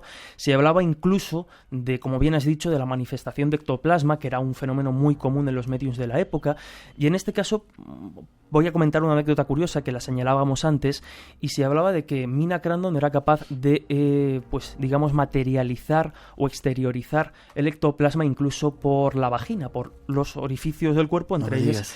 Sí, pero es que incluso hubo quien comentó que, dada la formación o dada la especialidad de su marido, que como decíamos era ginecólogo, hay quien incluso habló de que pudo haber una operación de por medio para que Mina Crandon pudiera introducir objetos en su vagina que después se utilizaba para falsificar explicar determinados fenómenos de las sesiones.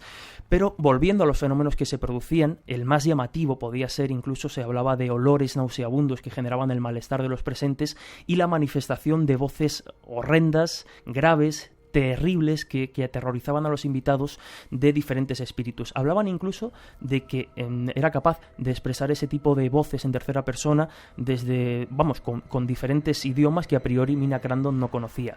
Tenía un hermano, parece ser que se manifestaba a través de ella, mal hablado. Muy mal hablado, hablamos de Walter Stinson, el hermano de Mina Crandon, fallecido en 1911 a causa de un accidente ferroviario terrible, y este era el espíritu guía de Mina Crandon, el que más se manifestaba, muy mal hablado, muy grosero. De hecho, dentro de estas maneras que Mina Crandon tenía de presentar las sesiones, como bien decías, vestida tan solo con un kimono muy ligero, incluso permitía que algunas de las criadas la revisaran y la tocaran por todo el cuerpo para comprobar que no llevaba nada, generando la incomodidad de algunos de los presentes. Y por centrar muy rápido, Miguel, por volver a la investigación llevada por la Scientific American, finalmente en 1924 Mina Crandon es aceptada por mediación de una serie de cartas por parte del Dr. Crandon, su marido, y por parte incluso de Arthur Conan Doyle, que escriben a la Scientific American para informarles de la poderosa y la llamativa capacidad de esta mujer, que además algo que llamaba mucho la atención es que era, para empezar, su posición social, alguien que no tenía la necesidad de inventarse este tipo de historias para vivir bien. Que no cobraba cuando hacía. Que no cobraba ni aceptaba ningún tipo de regalo o obsequio por parte de los investigadores o los curiosos que se acercaban, porque se convirtió en un auténtico fenómeno y a la casa del Dr. Crandon asistían personas de todo tipo a presenciarlas. Cuando finalmente es aceptada para investigar, nos encontramos con que las investigaciones empiezan de nuevo sin la presencia de Houdini, y nos encontramos con que algunos miembros del comité, sobre todo el secretario de aquel comité y editor de la revista Scientific American, James Malcolm Beard, se empieza a sentir atraído sexualmente por Mina Crandon.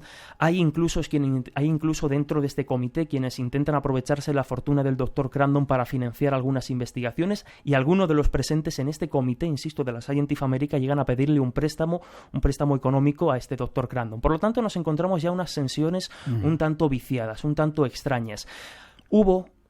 Estamos en 1924, a mediados de 1924, hubo una tentativa de dar a Mina Crandon como posible medium real, estuvieron a punto de darle el premio hasta que Houdini se entera de esto y interviene. Para empezar, Houdini desde el primer momento mantuvo una relación un tanto fría con la familia, porque ellos le ofrecen quedarse a dormir en esa primera sesión en la que Houdini está presente y él decide irse al hotel, porque decía que en el momento en el que duermes en el techo de la persona a investigar pierdes toda objetividad y no puedes emitir un juicio, desde luego, certero. Él, en esta primera sesión, ya descubre algunas de las trampas de Mina Crandon y se va al hotel muy enfadado. Hay una segunda sesión en la que confirma sus sospechas, descubre algunos de los trucos. Mina Crandon utilizaba los dedos de los pies, que Houdini estaba convencido de que bien desarrollados podían llegar a ser tan ágiles como los dedos de las manos. Utiliza el cuello, un cuello muy esbelto y desarrollado para levantar incluso la mesa. Y lo que hace en la tercera sesión es desarrollar una caja antifraude que algunos espiritistas de la época llegaron a denominar de humillante, porque en realidad era una especie de prisión que impedía que utilizara los brazos, la medium que estaba dentro, los brazos y las piernas y el cuello. Y en esa sesión se descubre algo llamativo que, en cierto modo determinó lo que pasó a continuación. Se descubre que dentro de la caja hay una regla. Hasta hoy ha persistido un poco la duda de si esa regla articulada, fue introducida por Mina Crandon para poder ejecutar desde dentro de la caja los fenómenos que hasta el momento había ejecutado, o incluso los propios Crandon llegaron a acusar a James Collin, el ayudante, el que le construía los artilugios a Houdini, de introducir esa regla para que todo fuera en contra de Houdini y para que pensaran que había gestionado toda esa historia. ¿Y cómo termina el asunto? ¿Era un fraude, Mina? La historia termina de manera un tanto trágica, por lo menos para Mina Crandon. En 1925, la revista Scientific American, por 4-1, llega a la conclusión de que Mina Crandon había sido un fraude, o había provocado todos los fenómenos, sobre todo muy impulsados por las conclusiones y los descubrimientos de Houdini. La revista, como digo, la cataloga de fraude. Digamos que la imagen de Mina Crandon a partir de ahí, a pesar de haber obtenido mucha fama, empieza a decaer. La sociedad se divide en dos: los que piensan que es un completo fraude, los que piensan que no. y entra en una especie de depresión y de espiral de alcoholismo que se ve acrecentada con la muerte del Dr. Crandon en 1939. Finalmente ella fallece en el 10 de noviembre de 1941 y hay quienes dicen que fallece de una manera, pues, insisto, devorada por el alcohol, nunca pudo dejar el alcoholismo, algo que pasó en muchos mediums y muchos personajes de la época. Y sobre todo, pues, impulsada por sus seguidores que intentaban hasta el último momento volver a recuperar la buena imagen que había tenido Mina Crandon como medium. Intentan insistirle para que demuestre que sus poderes son reales, pero ella finalmente, pues, muere, insisto, desacreditada, sobre todo por esta investigación llevada a cabo por la Scientific American.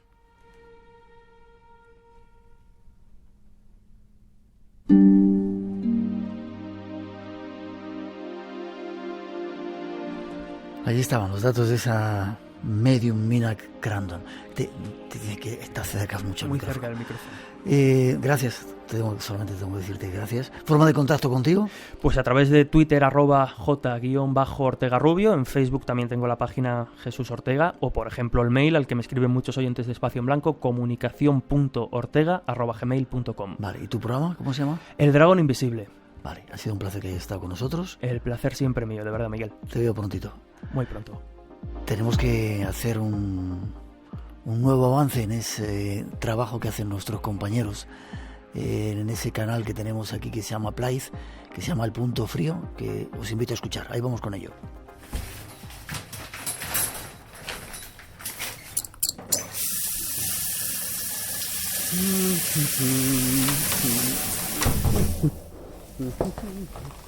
Esta es la habitación 510. No tiene más de 10 o 12 metros cuadrados. Desde la cama veo un armario, la televisión, una cómoda con una silla, la toma de aire acondicionado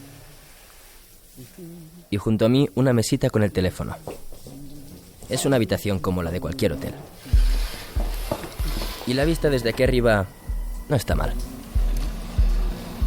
Pero se dice que en esta habitación suceden cosas. Fenómenos como los que experimentó Ramón hace algo más de 12 años.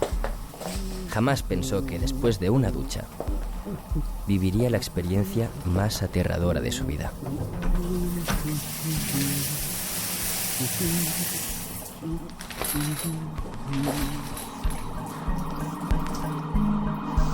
El Punto Frío. Un podcast escrito y dirigido por Martín Vivas.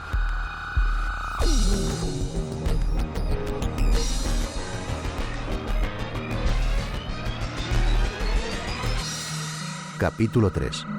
En la 510.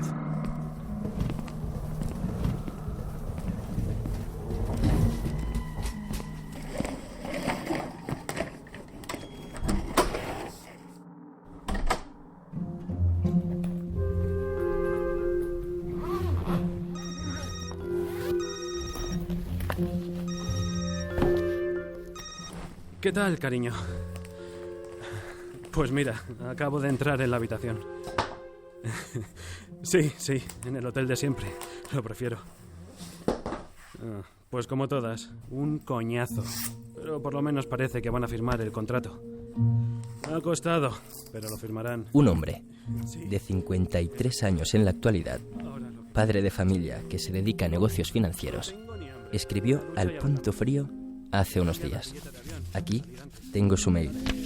Apenas una página y media en la que relata su experiencia en este mismo hotel, en esta misma habitación. Mi nombre es Ramón Sanz. He dudado mucho en escribir este mail, pero mi hija, seguidora incondicional de vuestro podcast, me ha animado a hacerlo. Todo sucedió el 10 de noviembre de 2005. Era jueves. Llegué a la... Sí, eso espero. Ahora lo que quiero es descansar. No tengo ni hambre. Una ducha y a la cama. He cambiado el billete de avión para salir antes. Llegaré a las 10:30. ¿Y la enana? Os echo de menos. Y yo. Descansa tú también. Un beso. Ramón continúa. Nada más colgar, saqué algo de ropa cómoda de la maleta y me fui directo a la ducha.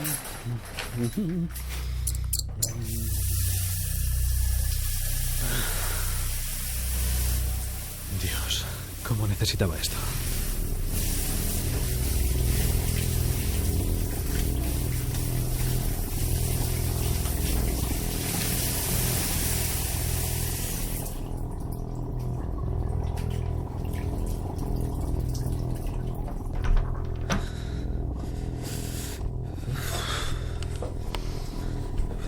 Antes no hacía tanto frío. Pensé que lo mismo la calefacción no estaba puesta. Qué raro. Pero estaba encendida.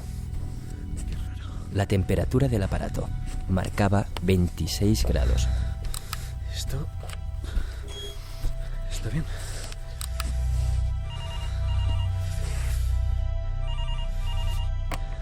¿Sí? ¿Sí? ¿Hola? Nadie contestó. No le di más importancia y continué con lo mío.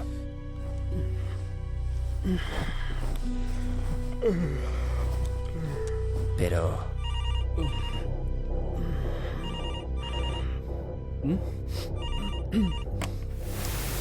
Dígame. Oiga. ¿Quién es? Oiga.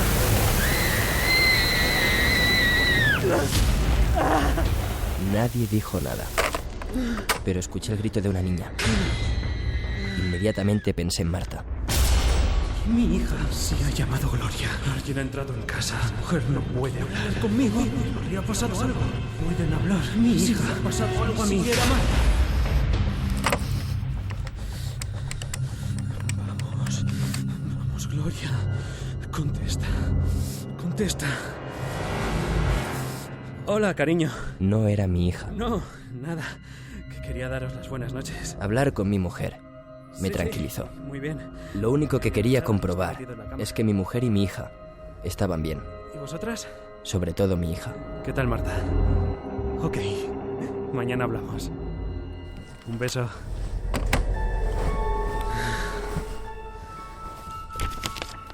Casi me quedé dormido.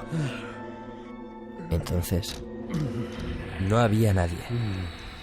Pero era como si alguien estuviera intentando abrir la ventana desde dentro. Quería levantarme, pero ni tan siquiera podía abrir la boca. Cuando la ventana dejó de sacudirse, noté como a mi espalda alguien se sentaba sobre la cama. La temperatura en la habitación subió de golpe. Respirar quemaba. Era como arder entre llamas invisibles. Y entonces, antes de poder recuperar el control de mi cuerpo,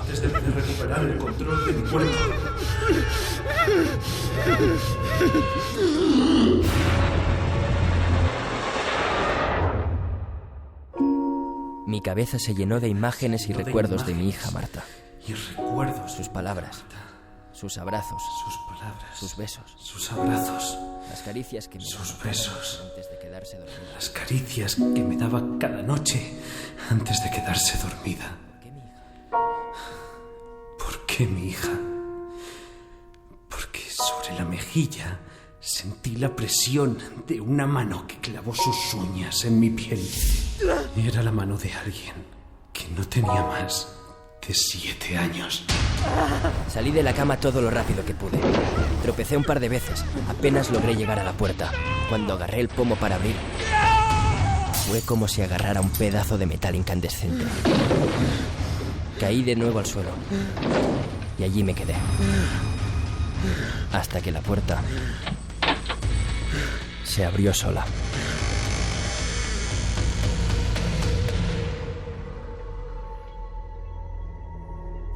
Esto es lo que viví aquella noche en la habitación 510. Conocía lo del incendio de 1979, pero lo que desconocía es que mi experiencia fue muy parecida a la de otros clientes que se hospedaron en el mismo hotel. Mi hija Marta así me lo hizo saber. Y como decía al comienzo de este mail, ella me animó a escribir. Si sirve de algo, os diré que aunque regresé al mismo hotel en varias ocasiones, jamás ocupé aquella habitación. Reciban un cordial saludo. Ramón Sanz. El Punto Frío. Un podcast escrito y dirigido por Martín Vivas. Brutal. Fin de episodio. Ahí lo tienes. Así suena tu noche en la 510. Joder, tío. Ha quedado brutal. Eres la hostia. Si no es por ti... Anda, quita. Oye, ¿por qué no mencionas el nombre del hotel? Eso se lo dejamos a los oyentes. Hay pistas más que suficientes. Y además, lo mismo nos llegan más casos de otros hoteles. Eres un flipao. Espera. ¿Es Rocío? ¿Vas a contestar por fin?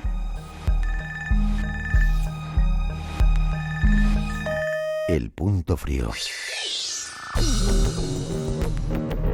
Si quieres conocer el universo transmedia de la serie El Punto Frío, visita la web www.place.es/El Punto Frío.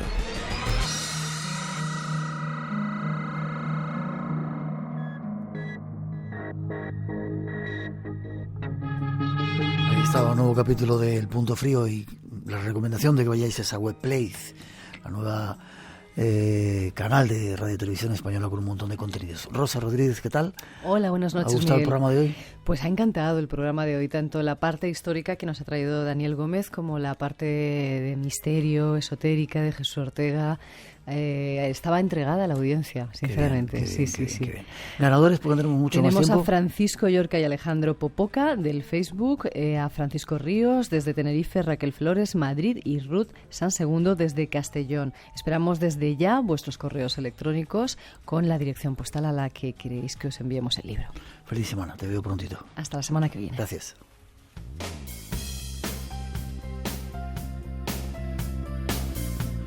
Nosotros terminamos, comienza un nuevo mes y promete traernos muchos nuevos misterios. Ya veréis que gente guapa viene para la próxima semana. Os esperamos para descubrirlos. Mientras, feliz semana. No os perdáis las nuevas citas aquí en Radio Nacional dentro del Espacio en Blanco. La recomendación de que sigáis en esta sintonía y hasta las 4 vienen los bárbaros. Feliz semana, cuidaros.